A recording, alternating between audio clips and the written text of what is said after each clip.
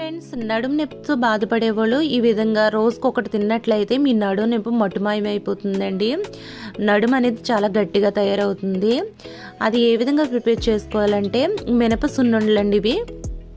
ముందుగా అయితే మినపప్పును తీసుకున్నాను. నేనైతే ఎక్కువ మోతాదులో చేశాను. ఇలా మినపప్పును తీసుకుని శుభ్రంగా దాన్ని క్లీన్ చేసేసుకుని దాంట్లోనే కొంచెం రైస్ యాడ్ చేసుకుని ఒక్క చిన్న గ్లాసు వేయించేసి మిల్లును పట్టించేసి దానిలో ఒక 2 కేజీలన్నర బెల్లం అయితే యాడ్ చేస్తానండి.